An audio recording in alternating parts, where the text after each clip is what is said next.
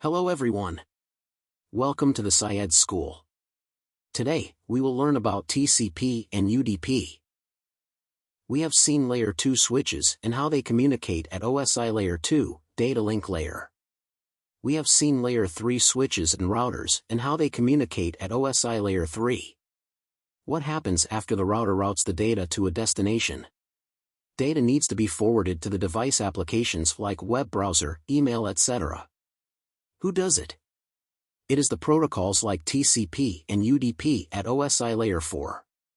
Is there any Layer 4 device, or is it just a protocol on the computer or any other networking device? We do have physical Layer 4 devices too. However, TCP or UDP isn't a physical component you can point to in your PC. It's a software protocol, a set of rules that governs how data is sent and received over a network. It's implemented in your operating system and network drivers, working behind the scenes to ensure reliable communication. Think of it like the traffic rules that govern how cars move on a highway.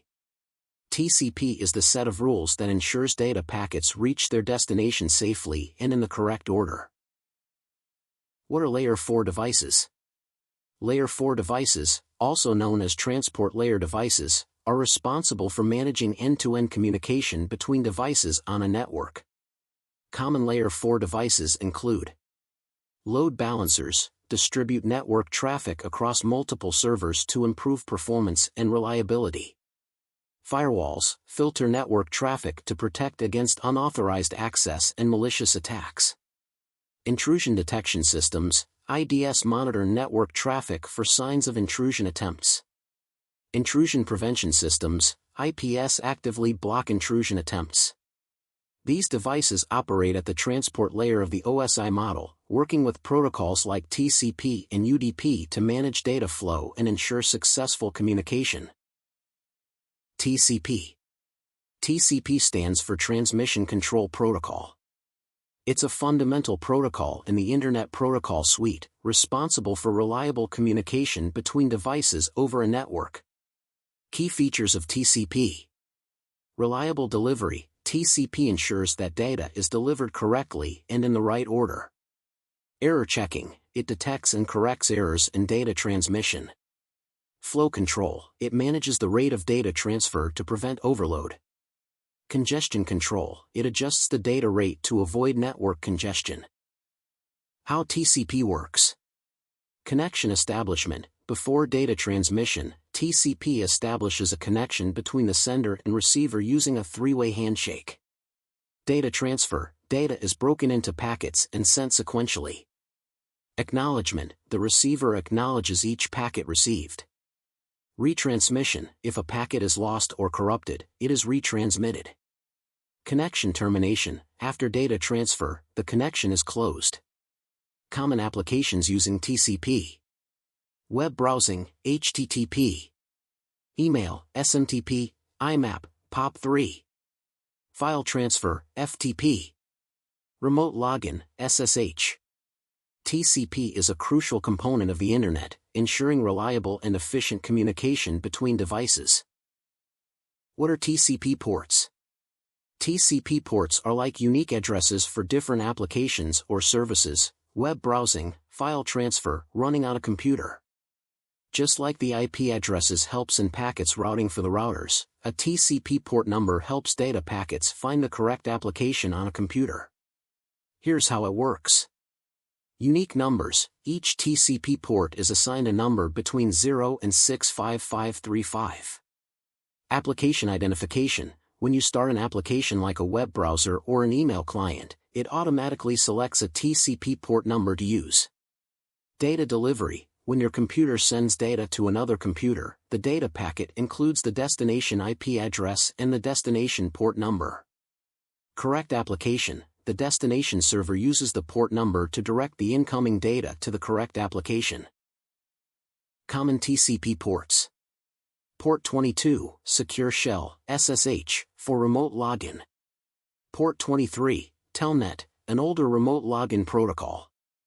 Port 25, Simple Mail Transfer Protocol, SMTP, for sending emails. Port 53, Domain Name System, DNS, for resolving domain names to IP addresses. Port 80, Hypertext Transfer Protocol, HTTP, for web browsing. Port 443, HTTPS, HTTP over SSL/TLS, for secure web browsing. What are TCP sockets? TCP sockets, the building blocks of network communication. A TCP socket is like a doorway between two applications on different computers. It's a software endpoint that allows them to communicate over a network using the TCP protocol. Socket, IP address, TCP protocol, port number, like 10.1.1.2, TCP, port 80. How do they work? Creation, when an application wants to communicate, it creates a socket. Client side. Binding, the socket is assigned an IP address and a port number. Listening, the application can listen for incoming connections on that socket. Server side.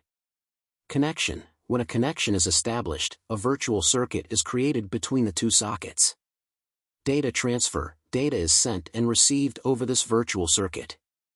Closing, when communication is finished, the connection is closed. Why sockets when we have port numbers? While ports are essential for identifying specific services on a device, they don't provide the full picture for network communication. Sockets, on the other hand, offer a more comprehensive solution. A real-world analogy. Imagine a city with many buildings, computers. Each building has different floors, ports, for various purposes, services. A specific office, socket, on a particular floor, port, is where you'd go to meet someone, communicate. Port 443, HTTPS, HTTP over SSL/TLS, for secure web browsing, destination port, is used by both Firefox and Chrome on one PC, to send a request to the server. Sockets create two different connections for them and keep both the traffic separate. Web server will have one port 443 for all the connections, however, the web browsers will have different port numbers per connection. Port number of servers are unique and known to the clients. In essence, while ports are like the addresses of a city, sockets are like the specific mailboxes within a building. UDP. UDP stands for User Datagram Protocol. It's a communication protocol used on the internet to send data between devices. Here's a breakdown of its key features. Connectionless, unlike TCP, Transmission Control Protocol, UDP doesn't establish a dedicated connection before sending data. This makes it faster for short bursts of information. Unreliable, UDP doesn't guarantee that packets will be delivered or arrive in the correct order. This is fine for applications where some packet loss is acceptable, like streaming video or online gaming. Lightweight, UDP has a smaller header than TCP, making it more efficient for low-bandwidth applications. When is UDP used? Real-time applications, video conferencing, online gaming, and VoIP, voice over IP, often use UDP because it prioritizes speed over reliability. DNS lookups, when you type a website address into your browser, your computer uses UDP to quickly query a DNS server to find the corresponding IP address.